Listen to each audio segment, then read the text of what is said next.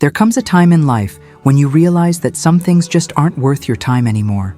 Not in a bitter way, not in a lonely way, just in a quiet, peaceful understanding that your energy is precious and you need to spend it wisely. When I turned 70, something shifted in me. I stopped making the effort to visit people the way I used to. Not because I don't care about them, but because I started valuing something even more: my own peace. This might sound selfish to some, and maybe, at one point in my life, I would have thought so too. But as you get older, you start to see life differently. You start to see patterns, things that drain you, things that don't add value, things that leave you feeling exhausted instead of fulfilled. And when you recognize those things, you make changes. Not because you're angry, not because you're shutting the world out, but because you finally understand what truly matters. One of the biggest lessons I've learned over the years is that not every relationship is worth maintaining. Not every visit is worth the effort. And not every expectation placed on me is mine to carry. I used to feel obligated to go see people, to check in, to keep in touch, to show up. But now I choose peace. Now I choose to stay home. And here's why. The first reason is simple. I got tired of one-sided relationships. I realized that, for years, I was the one doing the visiting. I was the one making the phone calls, planning the get-togethers, driving across town, or even further just to see people who rarely, if ever, made the same effort for me. And I know I'm not alone in this.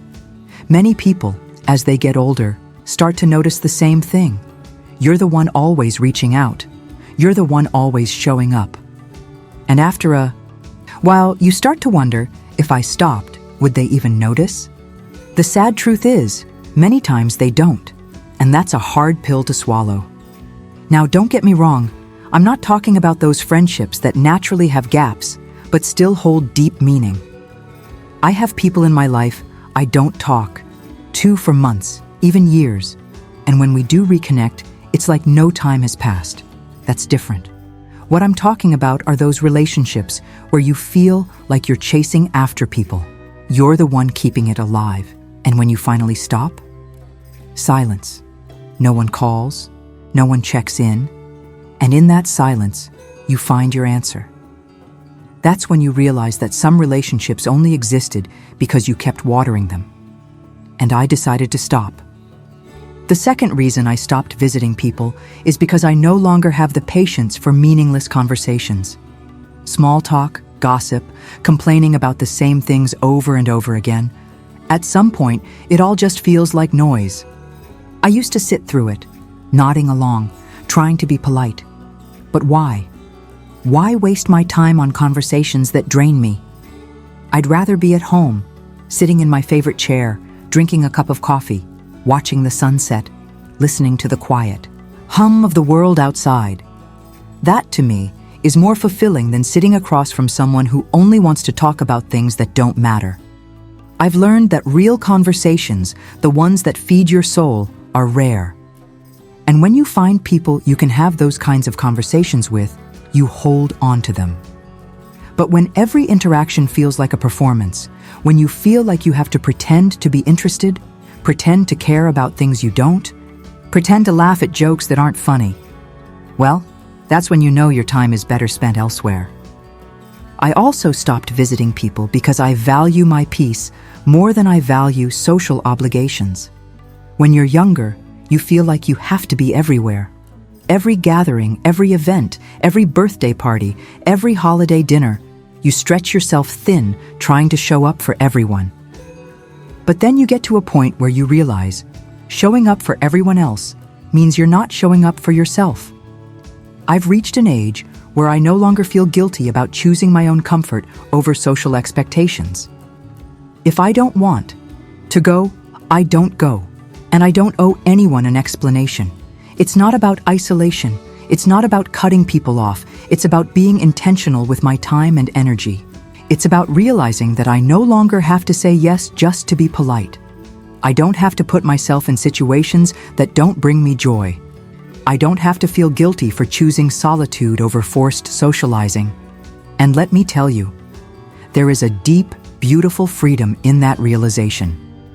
Another reason I prefer staying home is because I no longer feel the need to prove anything to anyone. When I was younger, I wanted to be liked. I wanted to be included. I wanted to be seen as reliable, as someone people could count on. But now I only care about being true to myself. I don't need to prove I'm a good friend by constantly showing up. I don't need to prove I care by always being available. The people who truly know me, who truly love me, don't need that kind of proof. And anyone who does, well, maybe they never really knew me at all. There is a certain beauty in aging, in reaching a point where you no longer feel the weight of other people's expectations. I used to worry about what people would think if I didn't show up, if I didn't make an effort. Now I don't. Because the truth is, life is short, and I'd rather spend my time doing what makes me happy. If that means staying home, reading a book, watching an old movie, tending to my garden, enjoying the simple things, then that's exactly what I'll do. And the best part? I don't miss it. I don't miss the exhaustion of trying to keep up with people who wouldn't do the same for me. I don't miss the empty conversations. I don't miss the draining social expectations. What I have now is peace. And that, to me, is worth more than anything else. There's something liberating about finally letting go of the idea that you need to be everywhere, for everyone, all the time. When I stopped visiting people, I realized just how much of my life had been spent on things that, in the grand scheme of things, didn't truly matter. Not that people don't matter, but the way we distribute our energy, our time, our attention, that matters more than we realize. And the older I get, the more I see just how much of that was spent in places that didn't feed my soul. The fourth reason I stopped visiting people is because I've grown to love my own company. It's strange how the world teaches us that solitude is something to be avoided, something to fear. We are raised to believe that being alone means being lonely. That if you don't have a full calendar, if you don't have places to go and people to see, then something must be wrong. But I've learned that there's a profound difference between being alone and being lonely. Some of the loneliest moments of my life happened when I was surrounded by people, and some of the most peaceful, content moments have happened when I was by myself. I never used to think this way. I used to feel a sense of duty to always be around others, to fill my days with social visits, to check in, to make plans. But as time passed, I started to notice something. The more time I spent with myself, the more I actually enjoyed it. I didn't have to entertain anyone. I didn't have to listen to endless complaints. I didn't have to force myself to engage in conversations that left me feeling drained. Instead, I could sit in my favorite chair, watch the world move outside my window, and just be. And for the first time, that was enough. People often misunderstand this. They assume that if you stop visiting, if you choose to stay home, you must be lonely. That's not the case at all. I've simply learned to enjoy my own company in a way I never did before. And the funny thing is, when you truly enjoy your own company, you become much more selective about the company you keep. You start to realize that not every interaction is worth your energy. Not every relationship is meant to last forever. And that's okay. The fifth reason I stopped visiting people is because I no longer feel the need to explain myself. When you're younger, you feel this pressure to justify your choices. You feel like you owe people an explanation if you don't show up, if you don't make an effort, if you don't do what's expected. But one of the gifts of aging is realizing that you don't owe anyone an explanation for choosing what's best for you. I used to feel guilty turning down invitations. I used to make up excuses, soften my no, try to make it seem like I really wanted to but just couldn't. Now I simply say, no thank you, and leave it at that. No explanations, no guilt, just a quiet, firm decision to honor what feels right for me. And the thing is, people will always have opinions. They'll say you've changed. They'll say you're withdrawing. They'll assume something must be wrong. But none of that matters. What matters is that you're living in a way that feels right for you. I've also noticed that the people who truly care about me, who genuinely value our relationship, they understand. They don't pressure me. They don't make me feel guilty. They simply accept that I'm at a point in my life where I'm prioritizing peace. And in return, I appreciate them even more. Because real relationships don't require constant effort to prove their worth. Real relationships just are. And then there's the sixth and final reason I stopped visiting people. I've realized that time is the most valuable thing I have left, and I refuse to waste it. When you're young, time feels endless. You feel like you have forever to do everything, see everyone, go everywhere. But as you get older, something shifts. You start to see just how fast the years have gone by. You start to feel time in a way you never did before. And suddenly, you realize, I don't have as much of it as I once thought. That realization changes everything. It makes you question where your time is going, who you're spending it with, and whether those moments truly matter. I don't want to spend my days making visits out of obligation. I don't want to sit through conversations that leave me feeling empty. I don't want to give my last, most precious years to things that don't bring me joy. Instead, I want to wake up each day and know that I am spending my time intentionally. I want to sit in my garden and enjoy the way the sun feels on my skin. I want to read books that make me think, watch movies that bring me joy, take walks that clear my mind. I want to have deep, meaningful conversations with the people who truly matter to me, not just fill my schedule with social obligations. And here's the thing, when you finally start living this way, you realize just how much time you've wasted in the past. You look back and see all the moments spent worrying about what others thought, all the hours lost in conversations that went nowhere, all the years spent trying to be everything for everyone, except yourself. I don't regret my past, but I do wish I had learned this sooner. I wish I had realized long ago that my time is mine to spend how I choose, that I don't have to explain myself, that I don't have to keep up with relationships that no longer serve me. That solitude is not something to fear, but something to cherish. So here I am, at 70, living in a way that feels more peaceful, more intentional, more true to who I am than ever before. I no longer visit people just because I feel like I should. I no longer say yes when I really mean no. I no longer spend my time trying to keep up with people who wouldn't do the same for me. And for the first time in my life, I am truly at peace with that. Something interesting happens when you stop visiting people. At first, they don't notice. Days turn into weeks, and weeks into months, and no one reaches out.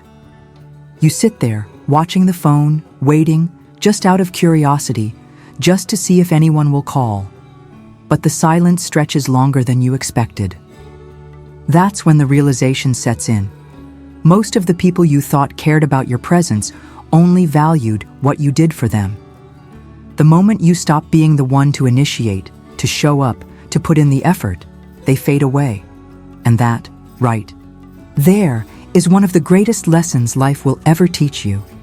I can't tell you how many times I've seen it happen, not just in my life, but in the lives of others as well.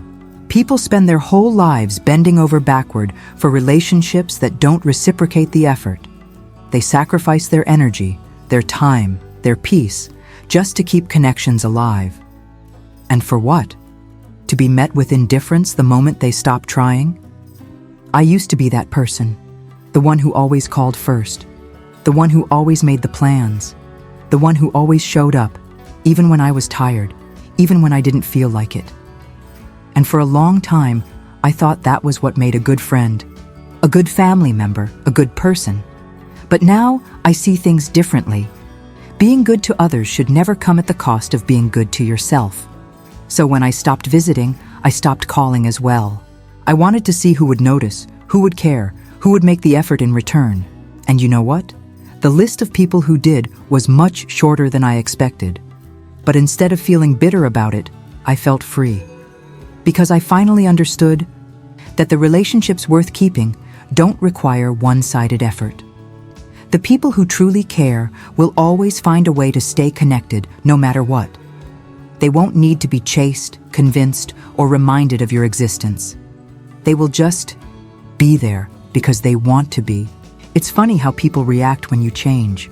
Some people took my decision personally, as if my choice to prioritize myself was some sort of punishment directed at them. They called me distant.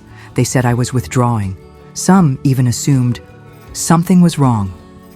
When you spend decades doing things out of obligation, you forget what it's like to do things out of desire. You forget how good it feels to say no to what drains you and yes to what fills you. And that brings me to another reason why I stopped visiting people. I realized I was spending more time maintaining old connections than making space for new, meaningful ones. So many of us cling to relationships out of habit, out of nostalgia, out of some sense of duty that was ingrained in us long ago. But just because someone has been in your life for a long time doesn't mean they should always be there. Longevity doesn't equal value. And yet for years, I held on to certain friendships, certain family ties, simply because they had existed for so long. But when I stepped back, when I stopped reaching out, I started to see those relationships for what they really were.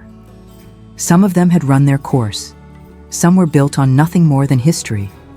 And some were never as strong as I once believed them to be. Instead of feeling sad about this, I chose to embrace it. Because every ending makes space for a new beginning. And the more I let go of relationships that no longer felt right, the more I opened myself up to connections that did. I started having deeper conversations with people I never gave much time to before. I reconnected with old friends who understood this stage of life the way I did. I even made new friendships in the most unexpected ways, through quiet moments, through shared experiences, through mutual understanding that didn't need constant validation. And the most beautiful part? These new connections required no effort to sustain. They weren't built on guilt or obligation. They didn't require constant upkeep. They just existed naturally, effortlessly, in a way that felt right. Some people asked if I was lonely. They said, "But don't you miss people? Don't you feel isolated?" I just smiled, because they didn't understand. What I have now isn't loneliness, it's solitude, and solitude is a gift. Loneliness is what you feel when you're surrounded by people who don't truly see you. It's what you feel when you're giving your energy to relationships that don't nourish you. It's what you feel when you're constantly showing up for others, but no one is showing up for you. Solitude, on the other hand, is peace. It's choosing to spend time with yourself, not because you have to, but because you want to. It's enjoying your own presence. It's realizing that you don't need a full calendar to feel fulfilled. You don't need a room full of people to feel connected, because connection isn't about proximity, it's about depth. And when I stopped visiting people, I realized that the connections I truly valued, the ones that were meant to last, didn't require my constant physical presence. The real ones remained, the real ones understood, and the ones that faded, well, they were never as strong as I once thought. It's a strange feeling, watching your world shrink in some ways but expand in others. I may not be visiting as many people as I used to, but the conversations I do have are richer, deeper, more meaningful. The friendships that remain are effortless, genuine, built on mutual respect rather than obligation. I used to think that a full life meant being busy, being surrounded, always having somewhere to be. But now I know that a full life is simply one where you are content with how you spend your time. And I wake up in the morning without the weight of unnecessary commitments. I move through my day slowly, intentionally, doing the things that bring me peace. I spend my time with people who truly add value to my life, not just out of habit, but out of choice. And most importantly, I no longer feel guilty for it. There was a time when I would have worried about how people saw me. I would have wondered if they thought I was becoming too reclusive, too withdrawn. But now I just don't care. Because I finally understand that the only person I need to make happy in this life is me. and I am happy. For those who are younger, who might not fully understand this yet, just wait. One day, you'll see it too. One day, you'll wake up and realize that your time is the most valuable thing you have, and you'll be much more careful about where you spend it. One day, you'll realize that peace is more valuable than popularity, that real connection is more precious than forced interaction. That solitude isn't something to fear, but something to embrace. One day, you'll stop chasing people who wouldn't chase you, and on that day, you'll feel the same freedom I do now. So, if you ever wonder why I don't visit anymore, the answer is simple. I've finally learned to put myself first. I've finally chosen peace over obligation. I've finally stopped worrying about what others expect of me and started living the way I want to, and I wouldn't change a thing.